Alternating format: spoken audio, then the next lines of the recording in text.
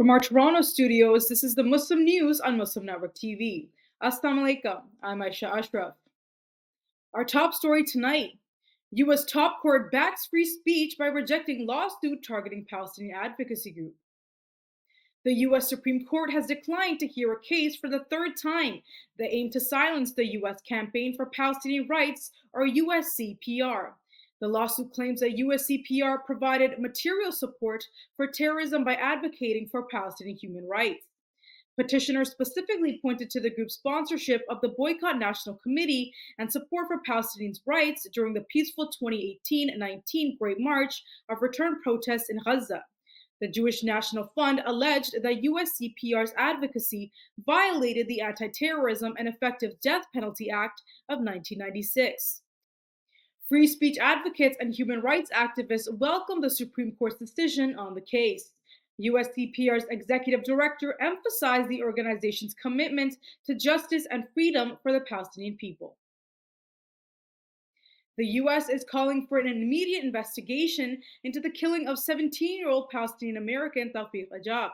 He was allegedly shot by Israeli troops in the West Bank on Saturday. State Department spokesperson Vedant Patel says the U.S. administration is engaged with Israel to uncover the circumstances surrounding Ajak's death. The U.S. Office of Palestinian Affairs is assisting Ajak's family along with the U.S. Embassy in Jerusalem. Ajak, who is originally from Gretna, Louisiana, moved to the West Bank with his parents last year. The West Bank has already witnessed the killings of 369 people, including 95 children by Israeli troops and Jewish settlers. The Supreme Court has given federal Border Patrol agents the green light to cut the razor wire fencing along the U.S.-Mexico border in Texas. The Biden administration had sought to allow federal agents access to the border without facing legal claims from Texas. Recent deaths and danger posed by the razor wire prompted the move. The Department of Homeland Security versus State of Texas case addresses the ongoing conflict between the Biden administration and Texas Governor Greg Abbott's border control policy. Abbott had installed the razor wire as part of a physical barrier in response to a surge in illegal border crossings. Texas argues that the wire is a deterrent, reducing crossings significantly. The Supreme Court's decision hinged on the Supremacy Clause of the U.S. Constitution, which prevents states from interfering with federal law. Chief Justice John Roberts and 4 other justices supported restricting Texas's actions, while 4 justices allowed the Texas policy. In response, the Biden administration is pushing for congressional action to address border-related issues, including the situation in Texas. 2 U.S. Navy SEALs who went missing during a mission off the coast of Somalia on January 11th are now presumed dead. They were attempting to board an illicit ship in the Arabian Sea, believed to be carrying Iranian weapons bound for Houthi fighters in Yemen. After a 10-day search involving U.S., Japanese, and Spanish air and naval resources, the SEALs, identified as Christopher Chambers and Nathan Gage Ingram, were declared deceased. While trying to board the ship in rough waters, one SEAL slipped off the boarding ladder or was swept away by a high wave. This prompted the other to jump in to save his comrade. The U.S. Navy later took custody of the ship and recovered Iranian-made ballistic missile and cruise missile components. President Joe Biden and First Lady Jill Biden offered their condolences to the SEALs' families and recognized their heroic service. The incident remains under investigation with no further information released out of respect for the families. The U.S. and the U.K. have conducted a new series of joint airstrikes against Houthi targets in Yemen. The Pentagon confirmed that these strikes took place on Monday. It marks the 8th time the U.S. has launched strikes against Houthi targets, with the U.K. joining in for the 2nd time. The strikes received support from Australia, Bahrain, Canada, and the Netherlands. The latest attacks targeted 8 locations, including an underground storage site and Houthi missile and surveillance capabilities. They are part of an ongoing campaign against the threat posed by the Iran-backed Houthi rebels.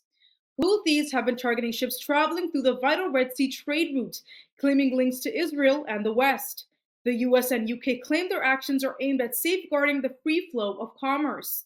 UK Foreign Secretary Lord David Cameron says the UK's goal is to degrade the Houthis' ability to carry out attacks. In the past 24 hours, Israeli military operations in Gaza have killed 195 Palestinians and injured 354 others. Many more are feared trapped beneath the rubble, making rescue efforts difficult. Israel's military claims to have killed dozens of Palestinian fighters in fierce battles in Gaza, although independent verification has not confirmed this. The military reports an extensive operation, particularly around the city of Khan Yunis. Ground troops have engaged in combat and airstrikes in close quarters.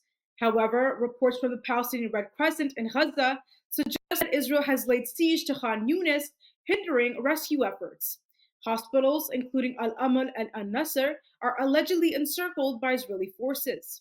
Additionally, a proposal from 5 Arab states, including Saudi Arabia, has been presented to Israel, offering diplomatic normalization after the establishment of a Palestinian state. The latest figures from the Palestinian Health Ministry show that since the onset of war on October 7th, over 25,490 Palestinians have been killed, 63,354 injured, and more than 8,000 are missing and presumed dead under the rubble. Israel's military has reported its deadliest single day for troops since the start of the Gaza ground invasion, with 24 soldiers killed. According to Army spokesman Daniel Hagari, the incident occurred near the Kasufim border community during an attempt to destroy the military infrastructure of Hamas. Israeli Prime Minister Benjamin Netanyahu also said that 21 of the 24 soldiers died in a single incident. Israeli soldiers were rigging homes with explosives when rocket-propelled grenades were fired at a tank, causing an explosion that led to the collapse of 2 buildings. An investigation is underway to determine the cause of the detonation, as it may have been related to mines planted by Israeli soldiers. This brings the total death toll of Israeli soldiers in Gaza since the ground assault began on October 27 to 219. The overall army death toll since the start of the Israeli offensive against Gaza is 556 since October 7. European Union Foreign Policy Chief Josep Borrell is urging a two-state solution to the Israeli-Palestinian issue in order to end instability in the region. Borrell has condemned Israeli Prime Minister Benjamin Netanyahu's rejection of calls for a Palestinian state and emphasized that peace cannot be achieved by military means alone. He questioned alternative solutions, such as the forcible transfer of Palestinians or the use of force. Forcible transfer is a war crime in international law. Despite the ongoing war in Gaza, EU officials emphasize the need to discuss a solution. EU ministers will be meeting with Israeli Foreign Minister Israel Katz and the Palestinian Authority's top diplomat Riyad al-Maliki. Borrell suggests a comprehensive approach, including an international conference to achieve a lasting peace. He also says a two-state solution can only be achieved through external intervention. The Arab League is calling for a permanent solution to the Israeli offensive in Gaza. Details come after the break. Stay tuned and we'll be right back. The Arab League has called for urgent action to stop the ongoing Israeli offensive in Gaza. The alliance of nearly 24 Arab countries is demanding a binding resolution from the UN Security Council to fulfill its responsibility in maintaining global peace and security. It is asking the top world body to take immediate steps to halt the systematic Israeli actions against Palestinians. The call comes after an emergency meeting of the Arab League's permanent delegates in Cairo. The meeting was initiated by Palestine to address the crisis that has resulted in Israel killing over 25,000 Palestinians since October 7. The Arab League is also calling on countries, especially the US, to support a comprehensive and lasting ceasefire in Gaza. It is also asking that they insist that Israel cease its aggression, withdraw from Gaza, and end plans for the forcible transfer of Palestinians from their land. The group has also condemned Israel's escalating crimes in the West Bank, including the destruction of Palestinian refugee camps and infrastructure. Tunisia has prohibited lawyer Chowki At-Tabib from leaving the country. Tabib, who previously served as the head of the Anti-Corruption Authority, was on his way to The Hague to represent Palestine at the International Court of Justice. Local reports confirmed that a judicial decision barred him from deporting Tunis Carthage Airport to attend a vital coordination meeting regarding the case. Last month, Tabib announced that he had filed a lawsuit with the ICJ against the Israeli occupation, acting on behalf of the Palestinian Bar Association. Tunisia's Ministry of Foreign Affairs declared its refusal to participate in any lawsuit against Israel at the ICJ, citing concerns over implicit recognition of Israel. The developments have unfolded amid a wave of arrests in Tunisia, affecting media figures, activists, judges, businessmen, and politicians, all embroiled in politically charged cases. In a significant setback for British Prime Minister Rishi Sunak, the House of Lords has voted in favor of a motion to delay the ratification of a treaty with Rwanda. The treaty is intended to enable the deportation of asylum seekers arriving on England's southern coast via small boats. This move aims to overcome legal challenges to the plan, which has been deemed unlawful by the courts. Although Sunak is eager to begin deportation flights in the coming months, the vote indicates strong opposition to the government's legislation in the upper chamber. Peter Goldsmith, a former attorney general, highlighted that it is the first time such a vote has been used to halt treaty ratification in the House of Lords. The bill will face further debate in January, with potential amendments and delays potentially pushing its passage past the upcoming general election.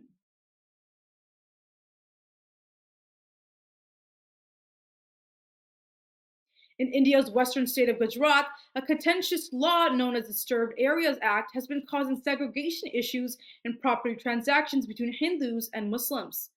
Some compare it to the covenants and property buying once used to enforce racial segregation in the United States.